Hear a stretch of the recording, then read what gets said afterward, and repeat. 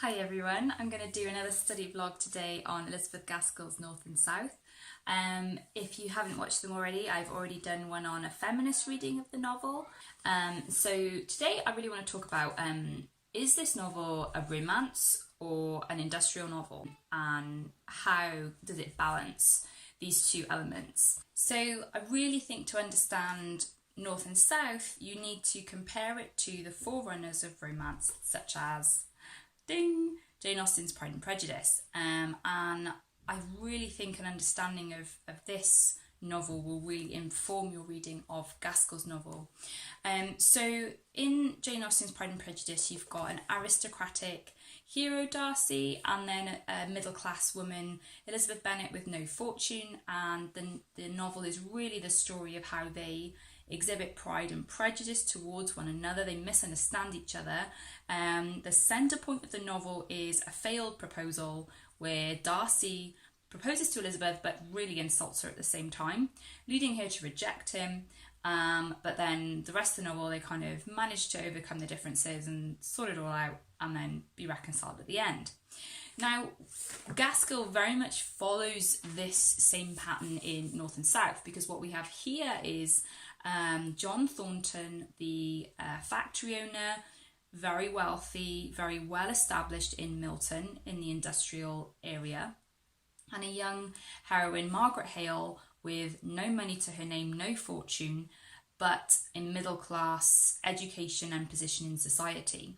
So very, very similar power dynamic here. John Thornton is the one with all the power and the money and status in Milton, and Margaret is the one who is, just an ex-reverend's daughter. And so in the Milton pecking order, Margaret would be lower down than John, although Margaret herself finds that hard to understand, given that she herself is from fashionable circles, and John Thornton isn't an formally educated man, traditionally in the sense of a gentleman. But similarly, Gaskell uses the same kind of arcs as Austen. The midpoint of the novel is a failed proposal where John proposes to Margaret and is refused, and then the rest of the novel is how they manage to gradually come back together. And much as in Pride and Prejudice, John Thornton's love for Margaret remains unchanged the whole way through. But interestingly enough, by the end of the novel, John has lost his power. He's lost his money, and Margaret is the heiress who, through her inheritance, offers John a partnership, and says, if I invest my money in you and your business, you can reopen your factory. In very different economic circumstances, they get engaged again to be married. Now, what I think is really interesting is that this romance does shape the genre of the story. It shapes the main characters and their journey and their personal growth. And neither character can grow without the romance plotline, because they need one another to learn from their mistakes. However, is this an industrial novel? Well, yeah, there is so much more in this novel about the society in which they're living in than you ever get in the Jane Austen novel. And partly this is the setting. This is inner city Manchester. It's called Milton in the novel.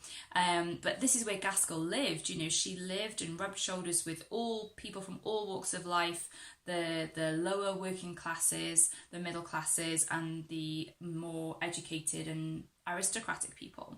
And so what you've got here is a cross-section of society. Margaret Hale goes into the home of Bessie Higgins. She converses with Nicholas as an equal. She goes into these places, and there's a real sense in which you see how people live in all these walks of life. So what's important about North and South then is that you get to see the problems and issues that the working classes face. And that's never something that Austen handles in her stories. More than that though, rather than that just being kind of nice subplot, Actually, the whole industrial thread of this novel mirrors the romance plot, and the two complement each other really well. So, for example, in the failed proposal that I mentioned at the midpoint of the novel, that actually occurs after an altercation between John Thornton and his workers over a strike. And so his workers are on strike. He imports hands from Ireland as cheap labour to replace them, and they are absolutely incensed. And in this climactic scene, they basically storm his yard. He lives on site where the factory is. He's got his house there. And they're baying for his blood. And Margaret tells him, you must go down there and speak to them as a human being. Don't just call the soldiers in. Go down and speak to them yourself. And so he accepts this challenge and he goes down. And then, of course, Margaret realises how much danger he's in. She sees them starting to take off their clogs, ready to throw at him. And so she basically does what she believes is the right thing to do. She runs out and throws her arms around him and says, leave him alone. He is one man and you are many. And what happens in that moment is that Margaret, in crossing that physical boundary of throwing her arms around John, places her very reputation on the line. And that's why John proposes to her, because he feels like he's got to. No woman who would do that would be respectable unless the man would then make her respectable by getting engaged to her and marrying her. So John feels duty bound to do it, but he also realises in that moment when she gets hit with a stone and falls unconscious, he realises that he loves her. And so his proposal is a genuine, from the heart, he loves her proposal, but it is also a proposal of duty. And she takes offence at the fact that he is proposing out of duty, because in her mind, wouldn't anyone do that? Wouldn't anybody just throw themselves in the way to stop you getting injured? And of course, for women, not many women would. And that makes Margaret stand out as a heroine. Like Elizabeth Bennet, a heroine who thinks, has her own mind about things.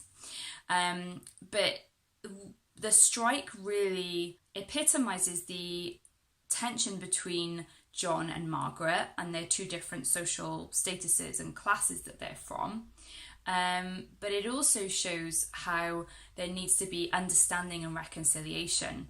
And of course, towards the end of the novel, where John Thornton's actually been listening to his workers, he's been talking to Nicholas Higgins, he's been making changes in the way that he does his business. And fundamentally, he learns that you can be more successful as a master if you have an equal relationship with your men. And that's what's really interesting, is that the ideal of marriage that's being put forward here is a marriage of equals. Economic equality, which obviously was really ahead of its time for the 19th century. But that idea that your souls are equal and man and woman can teach one another something in this marriage relationship and bring harmony to the world. And so the difficult class relations that are going on are also seen to be solvable through communication. Not that Gaskell's being naive here and thinks they're all going to go away, but that with better communication and treating one another as human beings, there can be more harmony and more peace possible between different social classes, as well as between a couple as in a marriage relationship. And so, is it a romance and is it an industrial novel? It is both, and those both of those structures enable Gaskell to actually say something bigger, not just about romance and relationships between men and women, but about generally any conflict in the world and how we would solve that. Hit subscribe if you'd like to follow my vlog for more updates on teaching, reading and studying.